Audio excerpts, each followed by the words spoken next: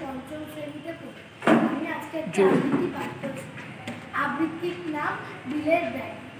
আমারও তো জন্ম মাগো 12 জানুয়ারি। আমিও তো বিলের মতো ভাষণ দিতে পারি। তবে কেন চাও না মাগো বিলের মতো হই? কেন শুধু পড়তে বল সিলেবাসের বই? কেন আবার বিলের মতো খেলাধুলায় মানা?